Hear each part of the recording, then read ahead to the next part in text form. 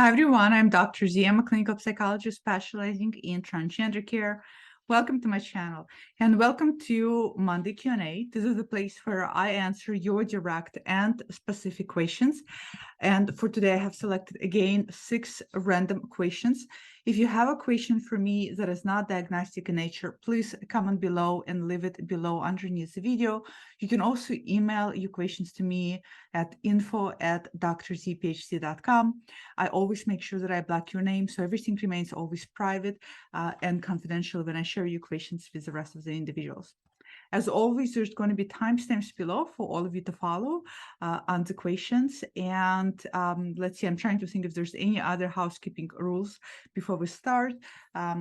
Nothing comes to mind, so let's get rolling. Question number 1. So the first 2 questions seem to be longer. It seems to be longer, so bear with me. Context always great. I appreciate all of you who post questions to give me enough context to be able to provide an answer for you. Please also try to keep it somewhat minimal, so that way it's not a lot to read and does take a lot of time. Question number 1. I'm an estrogen now for somewhat over 4 years and have accompanied that nearly the same time with progesterone. My physical sexual arousal before hormones was somehow like a traitor, as it seems to work without permission. My intimate sexual life starts even after hormones. To be precise, it really became awakened just about 9 months ago. Also, an erection was hard to achieve. My overall emotional feelings are the first time, such as to enjoy sexuality. Before, it was just something physiological, more or less aimed at reproduction. Well, starting my transition path, bottom surgery was not an issue because I didn't have dysphoria against my male genitals. I just wanted to express my genuine being in my feminine way, and from a physical point of view, I wanted to have breasts and a female appearance. But at the same time went on, and I get in the deep contact with my female self, I wouldn't imagine to have sexual pleasure with either sex having a penis. This is because it does no longer feel authentic for me. So it turned out that I had become dysphoric because of my transition. This is still okay and does not stress me in any ways. To summarize, hormones freed my sexuality, and I never want to lose it in retrospect. I now want to celebrate having the right body for my female self. This brings me to my question. How does hormones affect libido after bottom surgery? Will I be able to make my way of experiencing the joy of sexual female life after shrinking my penis to a clitoris? Is your suggestion for microdosing testosterone locally still an opportunity, or other ways? So this is a really, really good question. Sorry, I'm just closing my email so it doesn't pop when email comes in. Okay, so this is a really, really good question. This question is, so sounds like you're on hormones, you didn't really have much of a sexual desire before, but suddenly when you started to become more in touch and connected to who you are as a result of being on estrogen and progesterone, you suddenly started to also reawaken your sexuality, you started to connect to your sexual drive, you started to actually desire sex and intimacy, and as a result, you started to feel now some level of dysphoria or discomfort with your male genitals, and perhaps contemplating bottom surgery and wondering, will getting bottom surgery affect your ability to orgasm or ability to even have libido? So will hormones affect libido after bottom surgery? Our libidinal energy, basically our sexual energy, let's put it this way, is obviously affected by testosterone and estrogen. It's affected differently. Our relationship to our sex drive is not only just based on hormones. There's a lot more goes into it, including our relationship to ourselves, our relationship to other beings who we find sexual attractive. There's so many other things that go into sexual libido other than just hormones. But hormones do absolutely play a big part of our sexual libido. When individuals who are assigned male at birth go on feminizing hormones, what often happens is the sexual libido tends to start either decrease, or their sexual drive starts to decrease, or it starts to get difficult to maintain and be able to get an erection. This is not for everybody. It's very different and affects everybody differently. So I know that it's easier to make a connection when that happens, that perhaps then estrogen, such hormones as estrogen or progesterone, decreases sexual drive. I like to look at it not so much that it decreases sexual drive, but it changes your relationship to sexual drive. It changes a perception, a feeling, orientation, a feeling tone of what you perceive sexual. I often tell for individuals who are going through hormone transition and for individuals who are changing their experiential field towards now the hormones they have in their body to relearn for themselves all of the aspects of their individuality, including their sexual individual self, versus assuming that what you perceive to be sexual energy for you or your sexual libido in the past is going to feel exactly the same on a different hormones. So that's how I like to look at it. I like to look at it as not so much that it's decreases or increases your sex drive. It just feels different. And you have to figure that out for yourself. When individuals have vaginoplasty, it also depends on the type of vaginoplasty individuals have and the procedure and how the doctors tend to operate. Majority of doctors tend to take, the penile, the head of the penis and bury it underneath to create a clitoris, so the sensation is still there. In my experience, a lot of clients I work with who have gotten vaginoplasty, whether it is penile inversion or peritoneal pull-through, do experience having a clitoral orgasm. Some people experience to a lesser degree, some people experience to a higher degree. Some people report that while they have clitoral orgasm, they have a hard time being able to get an orgasm through vaginal penetration of any kind. So it really varies. It varies on numerous factors. It varies on also the surgeon, how skilled they are. Again, there's a lot on the table in terms of variability and how it affects things. When you say, is your suggestion for microdose testosterone locally still an opportunity, or is there other ways? When I did a video where I talked about the decrease of sexual, well, again, I shouldn't use the word decrease, the change in sexual drive for individuals who are on estrogen and for individuals who still have a penis, who would like to be sexual, who would like to be intimate, and who struggle to be able to get erection, who struggle to be able to get sexual aroused. That's where the topical testosterone comes into play. That's something that endocrinologist I work with provides to my clients, and it works really well. In this case, because we're talking about vaginoplasty, I haven't,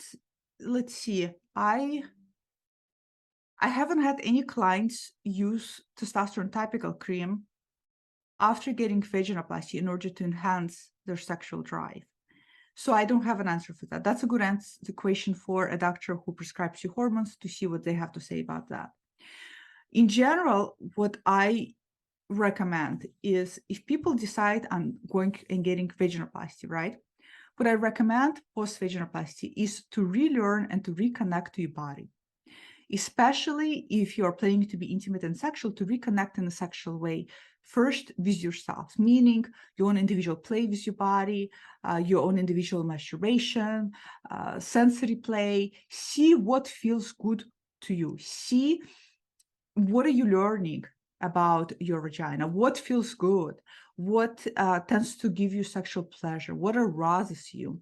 A lot of times people don't spend enough time learning their body and learning also how the estrogen hormone now in their body also affects their sex drive, and they jump into the intimacy, which is not a bad thing, but I recommend it's better if you give yourself some time and learn what feels good to you first, and then you can take it and see how the same thing may feel good or maybe not good with somebody else, and then also see how having somebody else be with you intimately may also feel. So I recommend exploring. A lot of it is relearning what you presumed, what you thought about in terms of sex, sexuality, what you thought about in terms of arousal. A lot of it's just really relearning, and that's what I really recommend to doing individuals. But I understand for you, for the first time you experience sexual pleasure and desire for intimacy after you discovered or got more in touch with yourself on hormones. And I understand that you don't want to lose it while thinking about going through vaginoplasty. Yeah, it's, vaginoplasty is, there's no guarantee. It's such a big surgery, just like phalloplasty, there's no guarantee. And some trans women, they have great orgasm and great sensation. And some trans women report struggle with it and not being able to orgasm and not being able to get a sensation or experiencing some kind of nerve damage.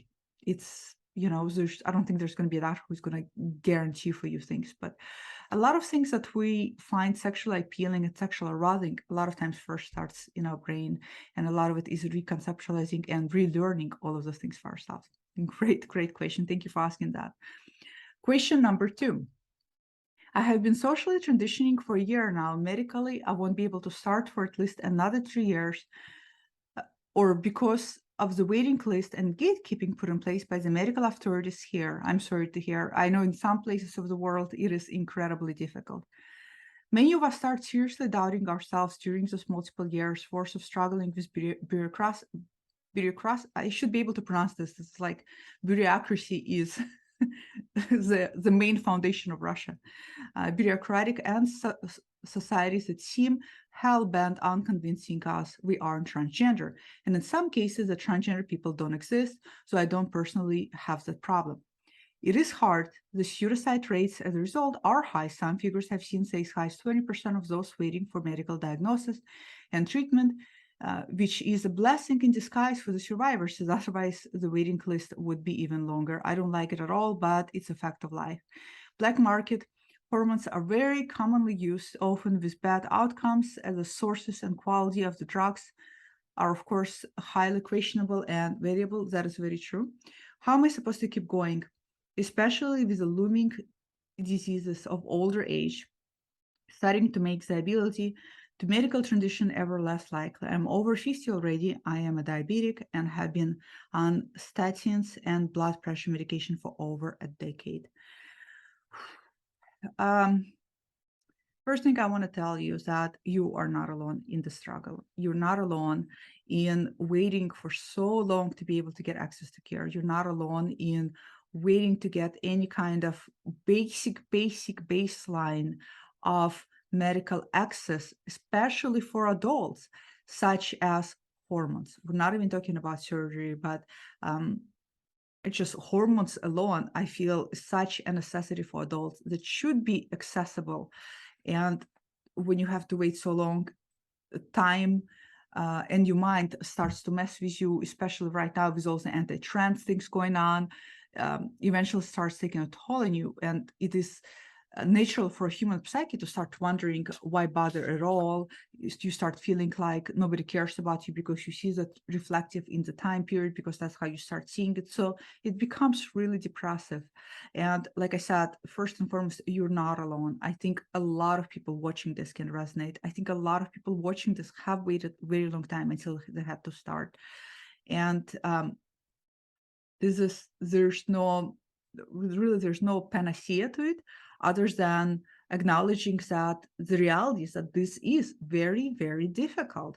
I truly wish things were different for adults. I truly wish access to care was accessible for all adults. I also understand the bureaucratic things, the political things, you name it, things that are all play into regulating all of this and making it that much more difficult. How are you supposed to keep going? As always, lean on support. As always, lean on supportive groups online or otherwise. Lean on people who can resonate. Lean on people who are equally in the same position. Realize that you're not alone. Realize that even though this is difficult and challenging, I really strongly believe things are going to change at some point eventually. Try to stay positive, try to stay optimistic, try to surround yourself by positive vibes, by people who care, try to surround yourself by positive vibrations.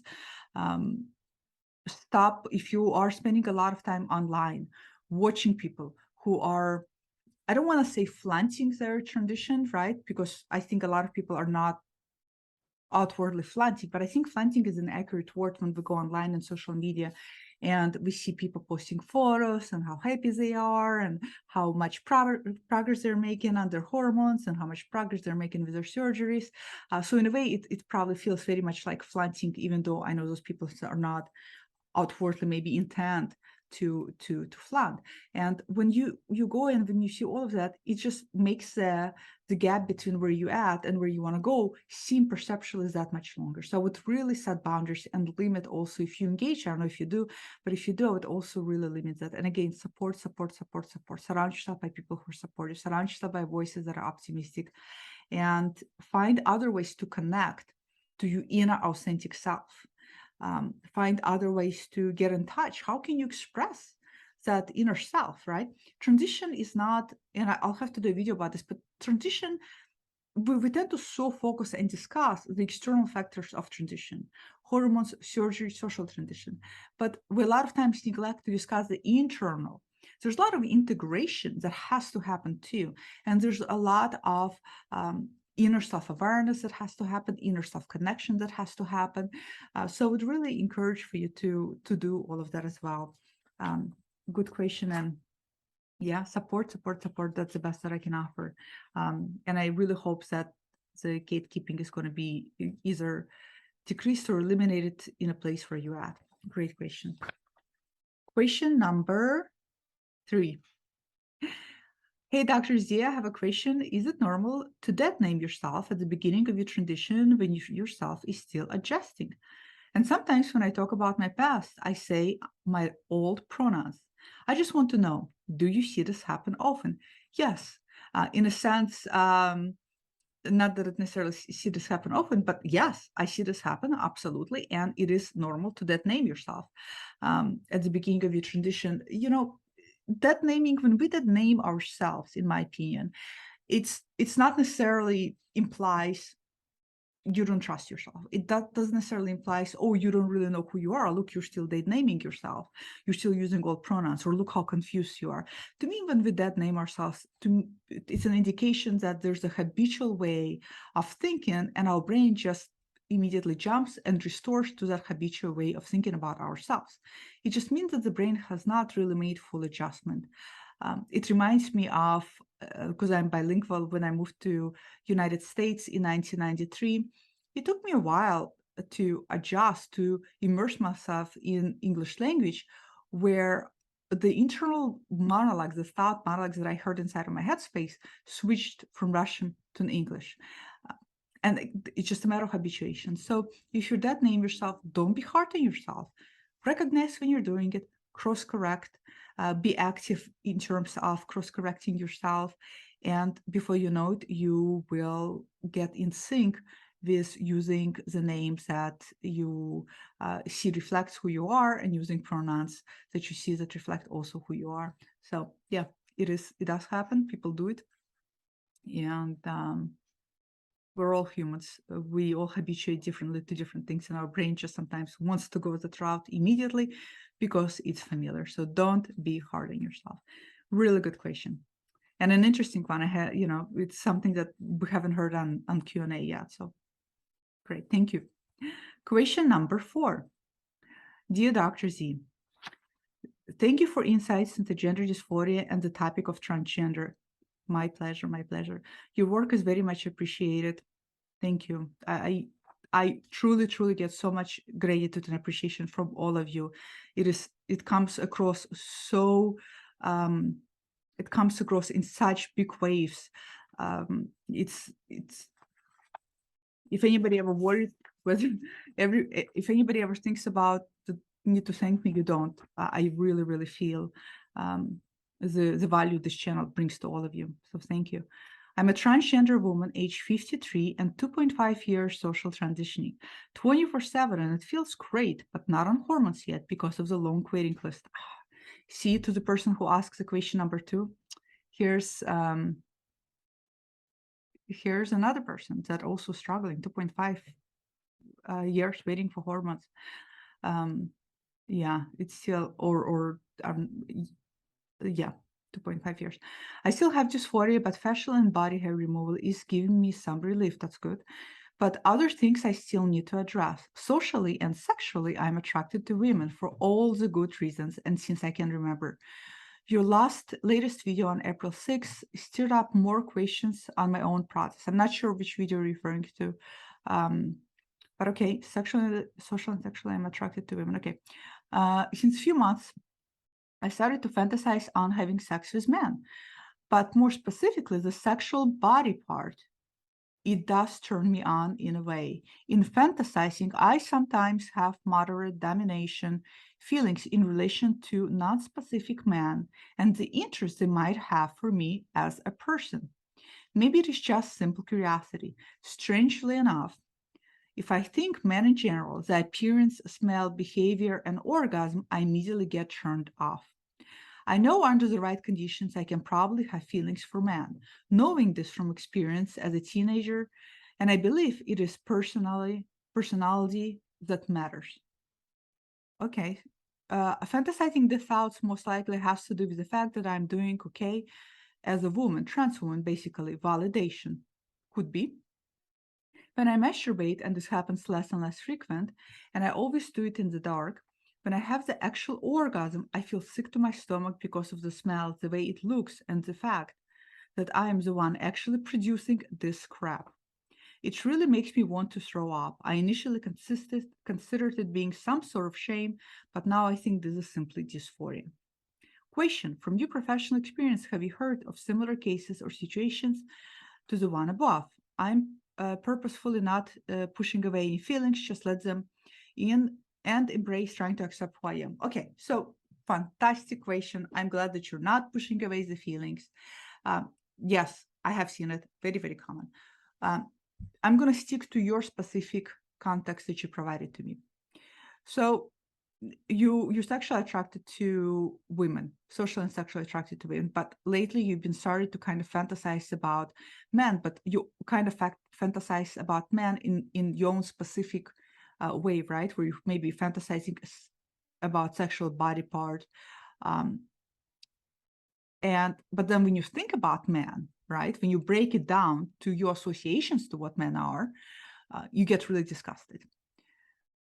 So, and also when you masturbate and when you get an orgasm, you get really sick to your stomach by the after effects, right? The orgasm, the smell, ejaculate fluid, all of those things. So a few things here that could be happening. One, yes, absolutely could be dysphoria. Two, what I hear in here is a very strong negative association to your conception and idea of men.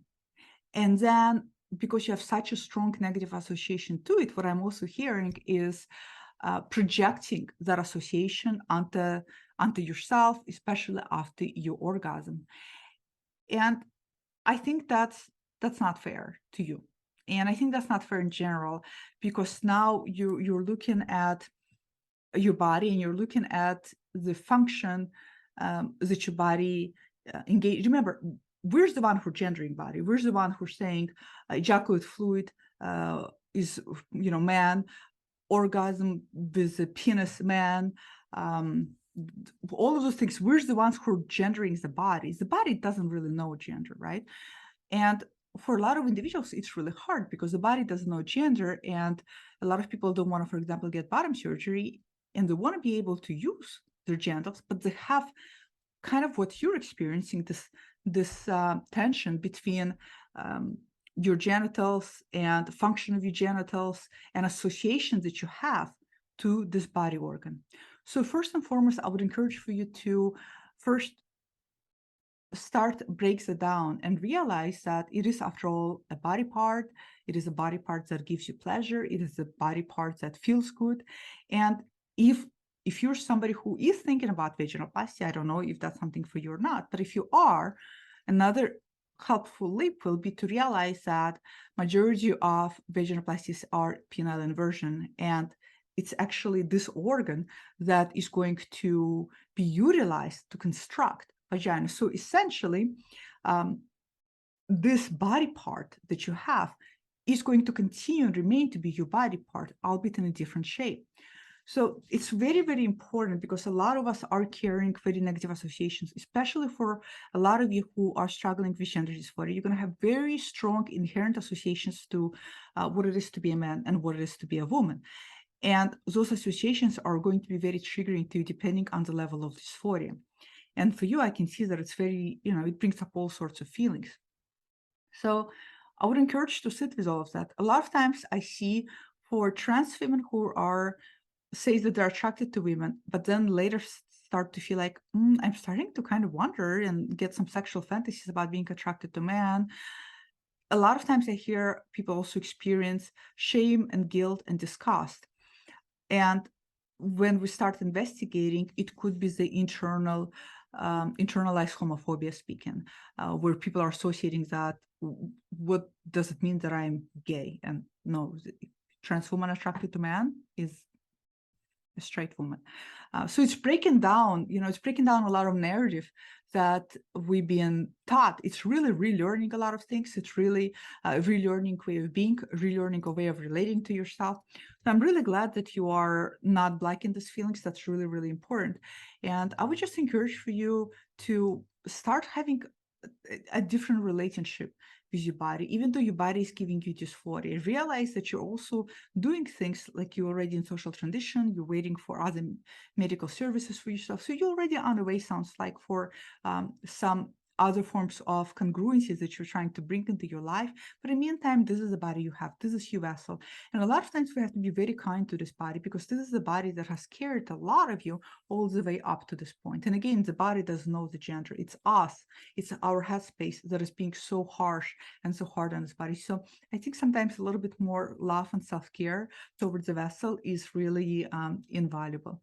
So that's what I would recommend. And also sit with these feelings, explore more, don't block them out, allow yourself to, pardon my bangs, allow yourself to experience all of those things as you go along. Really, really good question. And yes, this happens to a lot of people. A lot of people, they will have intercourse or masturbate, and the minute it's almost like when you're in orgasm, you're in the state of you're somewhere else mental, right? You're in this state of fantasy and pleasures that you're engaged with, and the act of orgasm, the post-act of orgasm, yanks you back into reality, and that's when you realize, oh, you look at the ejaculate fluid, and suddenly you're like, oh, this is something that men do, and then without even knowing, you're subconsciously associating that to yourself. So we all need to be really kinder to ourselves. But really, really good question. Question number 5. Hi, Dr. Z. Thanks for the reply. It will be really helpful if you could enlighten on the topic of dealing with toddlers as trans parent. How a trans person can make their young kids understand the issue.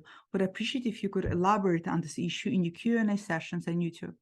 So I'm trying to think, because I don't work with kids. I don't even have kids myself. So when I hear toddlers, I hear very, very young. And how to educate, how to make your kids, your toddlers understand the issue.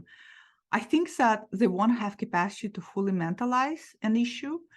What I recommend for parents I work with that have toddlers, what I recommend is as they go through transition is to just, use as much of language that is going to be accessible to the toddler. Again, toddler, I'm thinking, are we talking like 4, 5, 6, 7? And it just, if you want to change, a lot of people, they will change from daddy or mama, they will change to, I heard like people change, when people transitioning, they will say one is going to be mama, another one is going to be Mimi, or people will just come up with different names. I also heard people just, continue with the transition, and if toddlers ask questions, just answer the best you can. Sometimes kids are just, like I said, going to be too young to mentalize. And I think that when I see people transitioning, I see that they get really, really worried.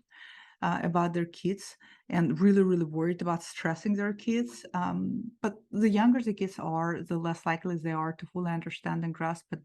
Kids really, even all the way up to young adulthood, all they just want is parental support, love, and care. Um, there is a book, I will link it below, that I always recommend for people that have kids, young kids. It is, I think, called Blue Crayon, Red Crayon. It's really, really good. So it's a good book to read. I will remember it and link it below. But other than that, I always recommend just talk to your kids in their language that they best understand, and don't overcomplicate things. Um, don't overcomplicate things. Loving and caring for the kids, I think, is the most important thing. So that would be my suggestion. And I'm sorry I can't give you the best suggestion, but I think this is a really good question for like family therapists who work in family system and family dynamics all the time. Question number 5. And if anybody has feedback for this individual, please comment below and share with them how did you talk to your toddlers? That would be helpful for them as well. Question number 6, or not 5, 6. I have a question for a while.